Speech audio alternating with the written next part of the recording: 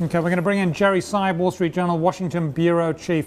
Jerry, thank you for joining us. The U.S. views or has viewed Egypt as a critical ally and gives military aid. Does that put does this move put that in jeopardy now?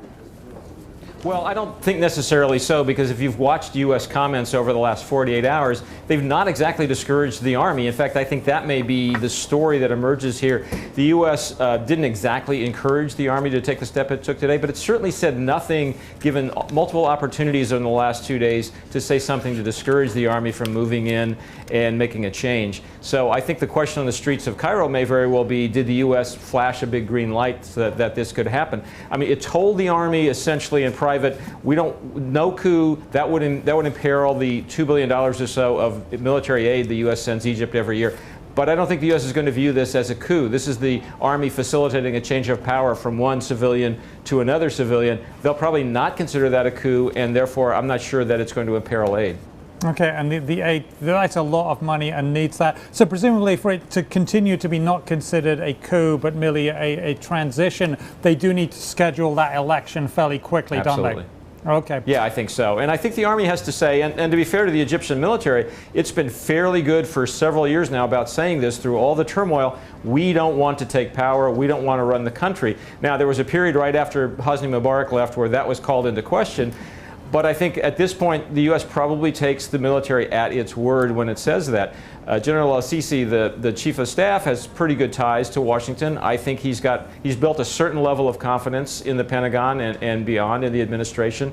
I think they're going to give the Army the benefit of the doubt.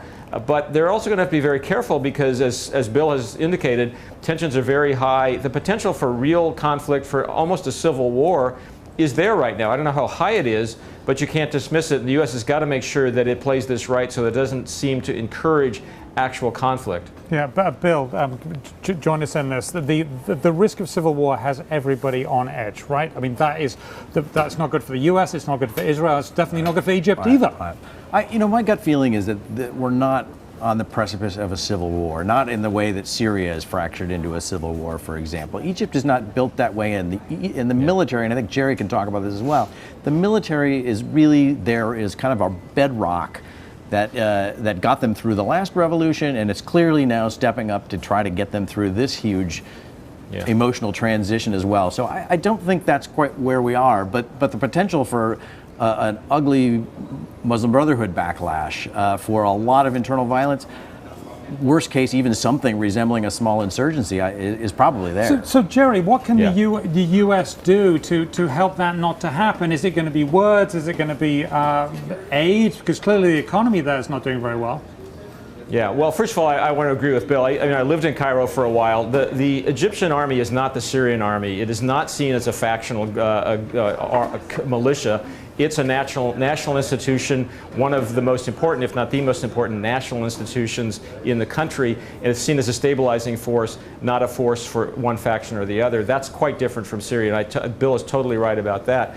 What can the U.S. do? I think one thing you have to keep in mind here is that if the U.S. is going to be honest, it's got to be modest about this. It has not demonstrated it's got a whole lot of ability to influence the situation in Egypt. It wasn't even the biggest backer of the Morsi government. That was the government of Qatar, which provided $3 billion in aid to keep it afloat recently. So I think one of the things that's striking to me here is how little influence the U.S. seems to have. Now, it can influence the process to some extent now by moving into Mohammed al-Baradei, somebody that the U.S. knows well, and the Egyptian military, an institution with which it has good ties, to sort of insist upon calm and some kind of a fairly rapid transition to new elections, to some kind of a new democratic process. It will certainly do that. How much effect it has, we'll see. Okay, and Jerry, what are you looking for over the next 48 hours? What will be key things on your checklist? Well, I think the first thing is probably the notion that there's a plan, which is what everybody's heard out of Cairo today. We have a plan, we're going to implement a plan. What is the plan and how fast does it get to elections? That's item number one. Item number two that I'll be watching for, and again, I'm not sure the U.S. has much influence in this area, is there, and Bill mentioned this earlier, is there a conversation that gets started between the Army and the Brotherhood? Or is the Brotherhood going to be pushed to the side and shut out, as it has been for so many years in Egypt before it came to power with Mr. Morsi? Is there going to be a dialogue between the government that exists now and the Brotherhood? Okay. Great stuff. We will keep an eye on all those things. Thank you very much, Jerry Seib of the Wall Street Journal.